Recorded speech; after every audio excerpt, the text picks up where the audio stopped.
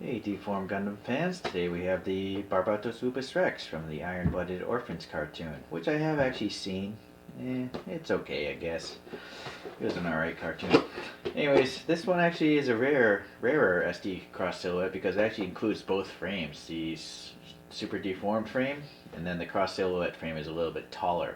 So you can get super short, and I'm going to guess that's a rendering of the CS frame.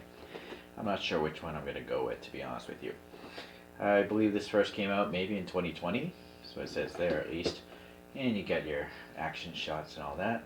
There's the frames. Okay, it's number 16, I guess, in the Cross Silhouette series. I've got a few other videos on building some of them.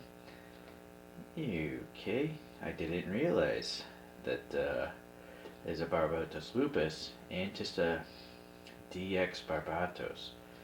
But I don't know if those are Cross Silhouettes, SDCSs, or they're just those other model kits. Well, I guess they must be SDEXs. It's a little confusing, you know, Bandai has so many lines of models. Anyways, it's taped together. Let's take a quick look inside. Alright, instructions here. So these are pretty straightforward builds, all these Bandai products. You just have to look at some numbers from the runners and then arrows, and it's pretty easy to figure out.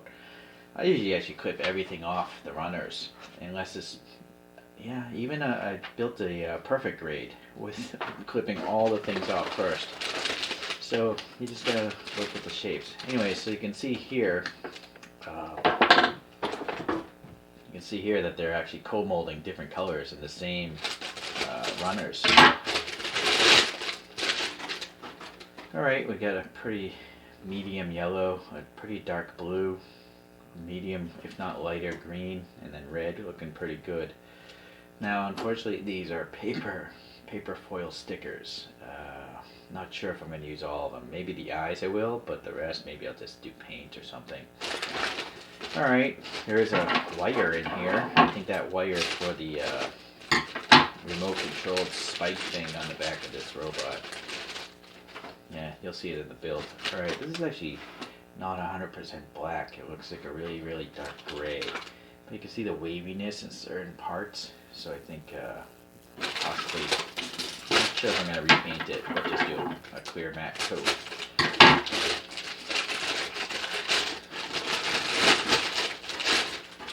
Too crazy there. What is it? No. I don't know. I think they're sales sticker, RFID tag.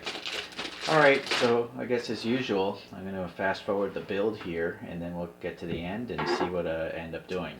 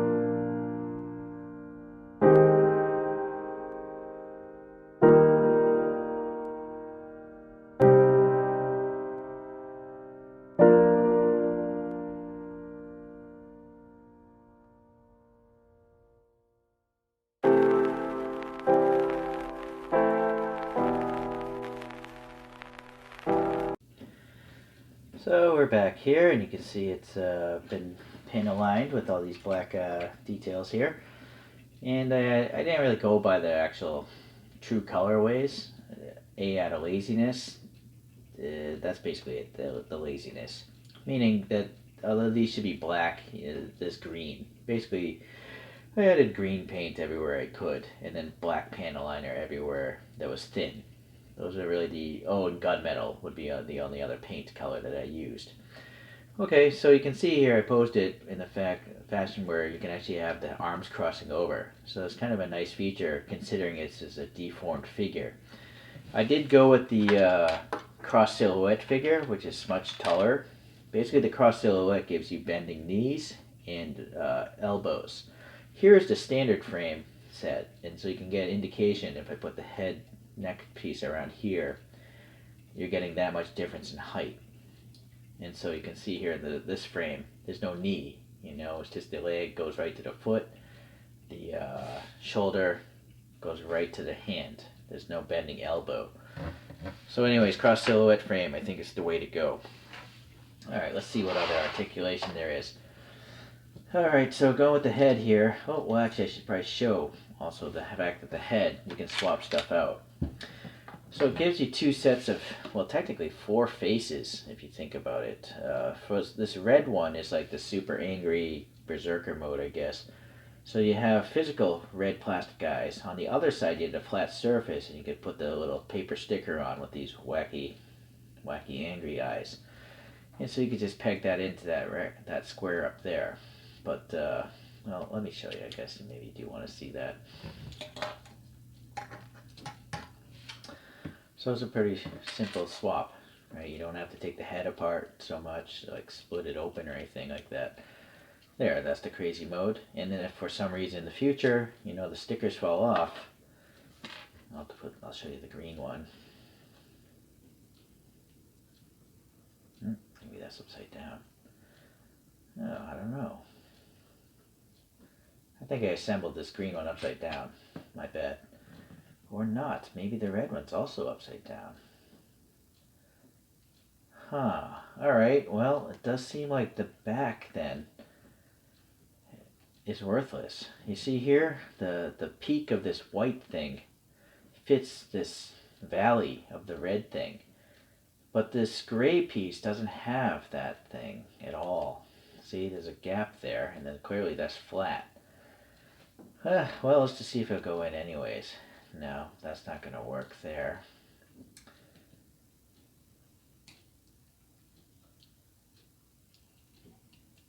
Well, that will work, but it's gappy. So, technically, yeah, I guess you have 4 faces, but the plastic eyes are gappy. So I'm going to go back to the original green eyes here. But it's just friction fit, pretty easy. So you can see the neck here has a polycap on it, and it also pivots backwards. Alright, so being a ball or a sphere cupping into this, you can get a lot of movement here. So down looking angles, pretty good. Back not much because it's colliding with the backpack unless you move the neck forward. So it is looking upwards a little bit. Or I guess not. No, I'm sorry. I would say that's just looking straight. But the down is pretty good. Alright. So in the shoulders here, you have these pivoting shoulder blades. And they can also move in and out. Hopefully you can see how those slide in and out. So obviously it's very gappy like this, but if you're going to do the crossover or some more extreme arm angles, that's the reason why. But if you're not doing that, just push it in and it looks a lot nicer. One thing I'm a big fan of is the shoulder armor here has this blue piece that attaches separately. And you can see that can help hide, the gappiness of this shoulder piece. So I think that's pretty neat. Okay, so yeah, now we have that ball peg going into that shoulder piece for rotation, and then you have a hinge here for the elbow. Okay, and then the hand is on a pretty long ball peg so that you can get a lot of angling there. And then what's really cool is the thing has this fold out secondary arm system, so that thing pops open. then you could pull out this arm, and then these snap onto weapons or whatnot. Mostly the mace, I would say. So speaking of that mace thing,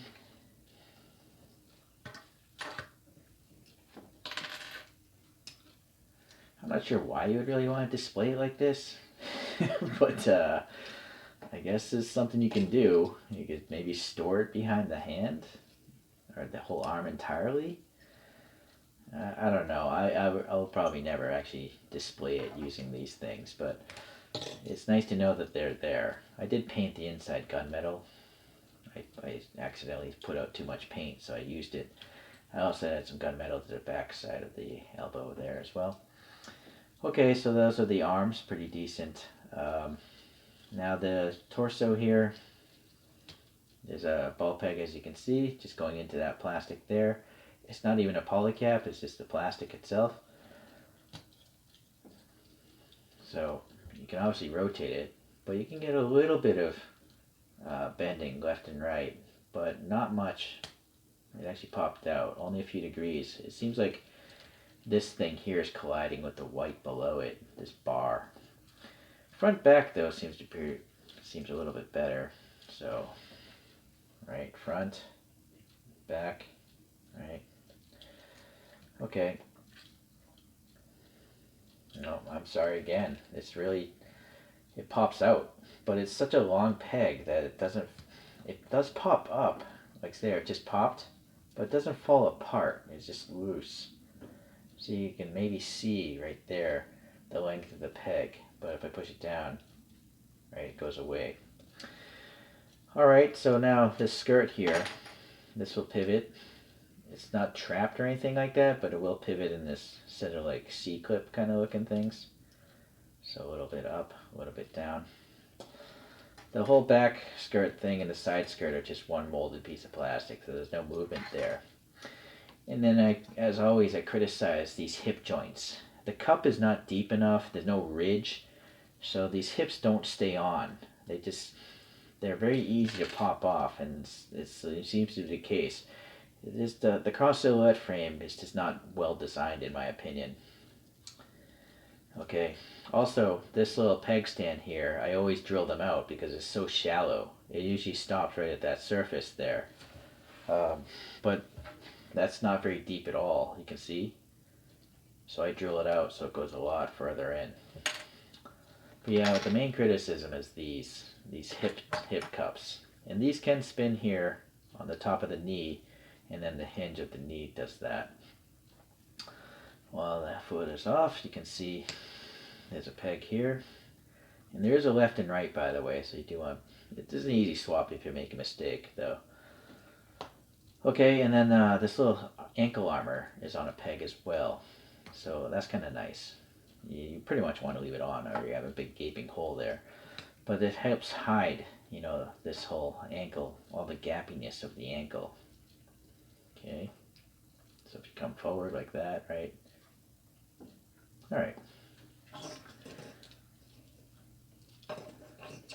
So being new, obviously it'll hold a pretty decent pose. I'll try to balance this guy. Right? And it's got big feet, so bottom of the foot details, the toes are hollowed out. Same with actually the back of the antennae. I've seen other YouTubes where they fill these in with putty. I thought about it, but I'm lazy, so I didn't. Same with these little things here. I'm never going to display my model backwards, so I don't really care. The front view, looks perfectly fine to me, so it's fine. Okay, what else here? I guess that's it for the articulation. So it does come with 2 extra hands. And what's odd about these hands is they're not yellow. They're totally gray, right? If you're going to have clenched hands, wouldn't they want to be the same color? But they're not. Now, another thing I'm not a big fan of is you have to take the back part of the hand off in order to use the grabby hand.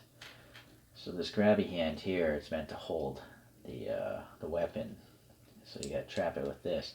I just wish it had 2 extras of these, so I could just leave this somewhere else, you know, instead of having to take it apart and all that stuff all the time. It's obviously very heavy, but let's see. No, it'll still stand, so that's nice.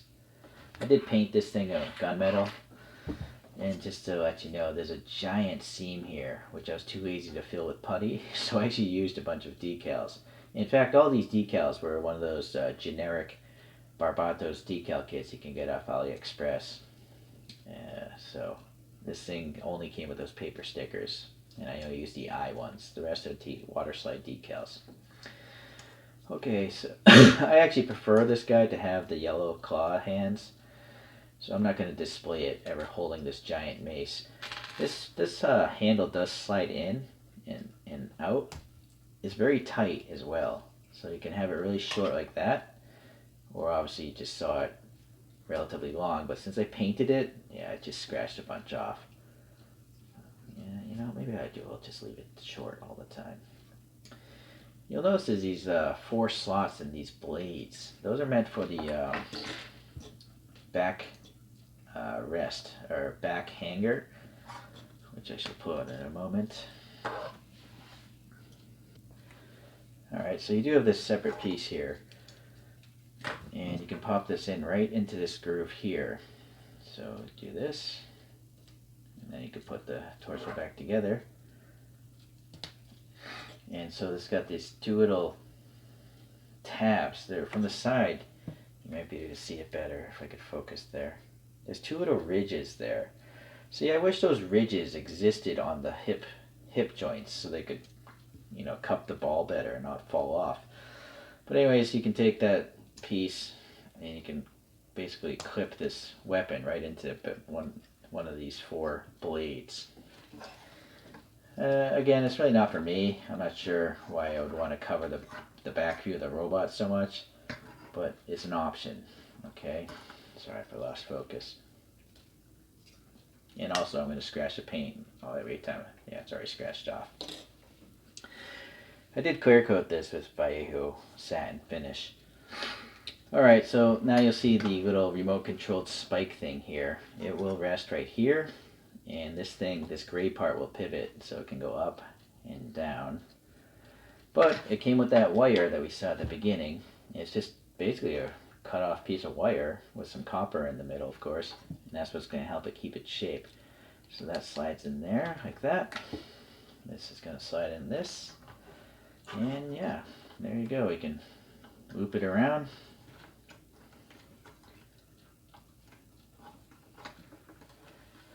Right, so it can whip about and destroy enemies or whatnot. I'm not sure if I'm going to display like that either. I think I just like the clean look. But that's nice that you have that, and it's also nice that if you lose this, I mean, electrical wire isn't too expensive. You can put this in upside down, which I think I just did, or maybe I didn't. But it's nice that you can play around with that option. I think it is supposed to be with the hook up, but I might be mistaken. Okay. So that's about it. I mean, just added a bunch of paint. I had some gunmetal to these hoses here, a little gunmetal in there, gunmetal in the little recesses of the arms here, and also a gunmetal the inside of the fingers. And then, yeah, the vents in the knees. I think they're supposed to be yellow, but yellow is a really hard time laying down on top of stuff, so I just made them gunmetal. Alright, so it's supposed to be, like, for me, a slightly weathered robot. Not perfectly new, but not very dirty either. So, all the extra parts, you have the little SD frame. You have 2 open grabby hands that you'll have to swap the back plates on. You have the red goof crazy eyes, and then you have the wire for the rear spike or remote controlled thing, and then you have the giant mace, which I will probably not ever use. And one thing I forgot is the articulation of the leg and showing it how with the rest of the body. So bending that knee, it bends around 90 degrees basically, and so bending the hip backwards you can get past that rear skirt like that. And then if you move this front skirt forward a little bit, and it popped out. Yeah, you can get a decent jumping pose. Alright, it's falling apart. So I've come to realize, you know, most of these Bandai model kits, or at least all these cross silhouettes, they can be posed, but they're not like action figures, you know, they tend to fall apart very easily. So yeah, I'm basically just going to find one pose and then leave it that way, but that's a pretty cool running pose. Alright, so I guess that's the last pose I'm going to do. I also noticed there's 3mm peg holes in the side of the backpack, so I guess you can peg in other weapons from other Gundam kits. So that's a nice option to have. So I managed to make it back home before posting this video, so I thought I'd show you some other, compare it to two other robots. I drilled out that hole as a 3mm hole, because if you don't, the peg stand barely fits in it. It'll only fit like halfway into there. I was pretty crude with my hole drilling though, because it's very loose. But still, with gravity, I don't think it's going to go anywhere. Alright, so there we go. Nice pose. Well, funky pose there.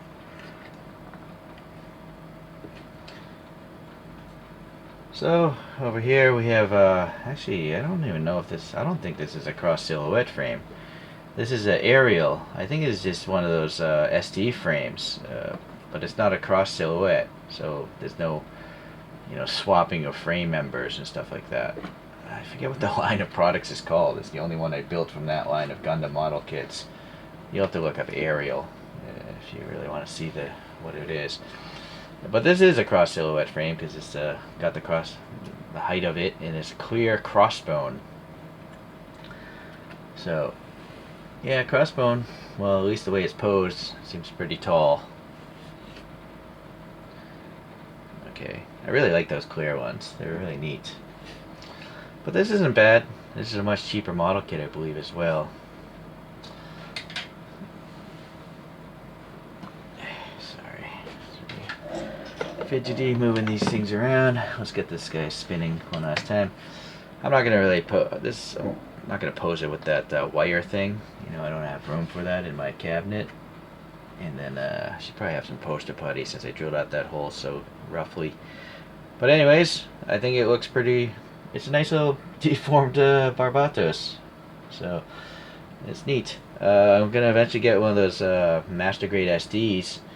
I actually pre-ordered it in June. I don't know what's going on. I gotta call my reseller. Maybe they forgot about me. Alright, I'll see you in the next Gundam video. Bye now.